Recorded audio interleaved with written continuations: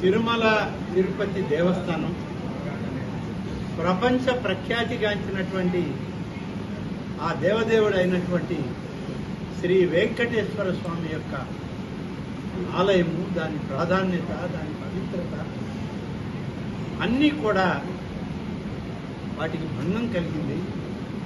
ఇవాళ పవిత్రత అనేటువంటిది లేకుండా పోయిందని చెప్పి ఒక్క తిరుపతి వాసులే కాదు, ఒక ప్రతిపక్ష పార్టీయే కాదు, అనేక లక్షలాది మంది, కోట్లాది మంది ఈ ప్రపంచంలో, ఈ దేశంలో హిందూ ధర్మాన్ని, హిందూ ఆలయాల సంప్రదాయాన్ని గౌరవించినటువంటి వాళ్ళందరూ కూడా వెంకటేశ్వర స్వామి యొక్క పవిత్రత భంగం కలిగిందని చెప్పి అనేక రకాలుగా మీడియాలో రావడం జరిగింది. అవి ప్రత్యక్షంగా చూసిన వాళ్ళు మాట్లాడటం జరిగింది. మీడియాలో కథనాలు వచ్చాయి. అందుకని ఈ రాష్ట్ర ముఖ్యమంత్రిగా మొదటి తన పర్యటన తిరుమల శ్రీవారి దర్శనానికి మా ముఖ్యమంత్రి గారు వెళ్ళినప్పుడు దర్శనం చేసుకుని స్వామివారి ఆశీస్సులు తీసుకుని ఈ రాష్ట్రంలో సుభిక్షమైన వాతావరణం ఉండాలి, అన్ని మతాలు, అన్ని కులాలు, అన్ని వర్గాల ప్రజలకి మీ ఆశీస్సులు ఉండాలి, పవిత్రమైనటువంటి క్షేత్రాన్ని నేను తిరిగి పవిత్రతను కాపాడడానికి నా ప్రభుత్వం పనిచేస్తుంది అని చెప్పి మా రాష్ట్ర ముఖ్యమంత్రి గారు ఆనాడు అక్కడ ప్రకటన చేయడం, నా మొదటి ప్రయత్నం ప్రక్షాళన, ఈ యొక్క దేవాదాయ ధర్మాదాయ శాఖ ఆధ్యాత్మిక ప్రదేశమైనటువంటి తిరుమల తిరుపతి శ్రీ వెంకటేశ్వర స్వామి ఆలయం నుంచే నా ప్రక్షాళన ప్రారంభిస్తున్నానని చెప్పి ముఖ్యమంత్రి గారు ఇప్పటికే ప్రకటించారు. దీనికి కావలసినటువంటి దానిలో అపవిత్రమైనటువంటి ఆలయంలో ఉన్నటువంటి 5 సంవత్సరాల కాలం ఆ ఆలయం యొక్క సాంప్రదాయాలను, ఆలయం యొక్క నిర్దేశాలను, పవిత్రతని పూర్తిగా భంగం చేసినటువంటి అధికారుల్ని అక్కడి నుంచి తొలగించడం మొదటి విడతగా మా ప్రయత్నం ప్రారంభించాం. దానికి జాయింట్ ఈఓ స్థాయిలో ఉన్నటువంటి వాళ్ళు తమ అధికారాన్ని దుర్వినియోగం చేసి రాష్ట్ర ప్రభుత్వం కూడా వాళ్ళకి పూర్తి బాధ్యతలు వెంకటేశ్వర స్వామినే వాళ్ళకి అప్పచెప్పేయడం జరిగింది. అటువంటి దుర్మార్గాలకు పాల్పడిన ప్రభుత్వానికి ఆ యొక్క వెంకటేశ్వర స్వామి ప్రజల రూపంలో బుద్ధి చెప్పారు.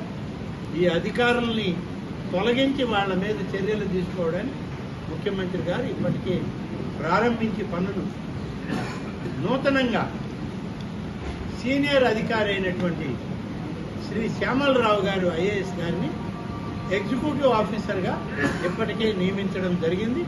తిరుమల దేవస్థానం యొక్క పవిత్రతను కాపాడడానికి ప్రభుత్వ పరంగా, ఆధ్యాత్మికమైన పరంగా పీఠాధిపతులు, మఠాధిపతులు, అనేక మంది పెద్దల యొక్క సహకారం, వాళ్ళ యొక్క ఆలోచనలు కూడా తీసుకుంటూ ఆ దేవాలయ పవిత్రతను కాపాడు.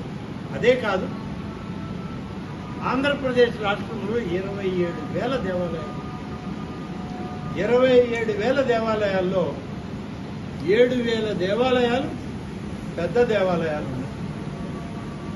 అందులో ఇంకా పెద్ద దేవాలయాలు మరొక 7 ప్రధానమైన ఆలయాలు ఉన్నాయి. శ్రీశైలం, శ్రీకాళహస్తి, అలాగే కాణిపాకం, కనకదుర్గమ్మ ఆలయం, అన్నవరం, సింహాచలం, సూర్య దేవాలయం, ఇలాంటి అనేక ఆలయాలు.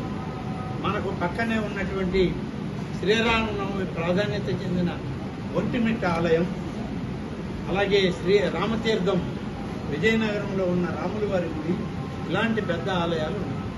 వీటన్నిటిని కూడా ప్రక్షాళన దిశలో వాటి పవిత్రతను కాపాడుతూ పునర్నిర్మాణం చేయాల్సి వస్తే పునర్నిర్మాణం, పునర్నియామకాలని చేయడానికి ఇప్పటికే చర్యలు తీసుకుంటున్నాం.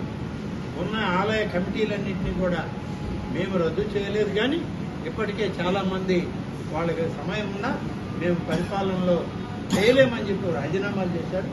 ఇంకా కొంతమంది రాజీనామాలు చేయాల్సిన అవసరం ఉంది, చేస్తారేమో అని చూస్తున్నాం.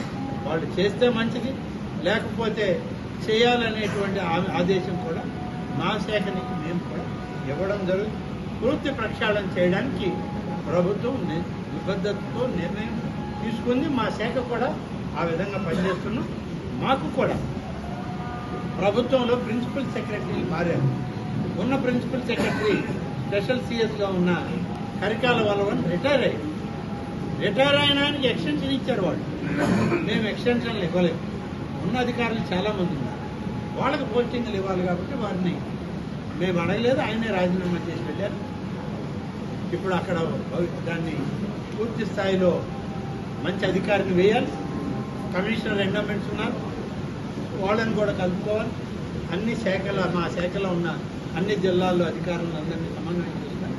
వాళ్ళందరితో కూడా ఈ యొక్క ఆధ్యాత్మికమైనటువంటి ఈ దేవాదాయ శాఖని సమృద్ధిగా నిధులు ఉన్నాయి, నిధులతోటి మేము ప్రక్షాళన చేయడానికి ప్రభుత్వం అన్ని చర్యలు తీసుకుంటుంది.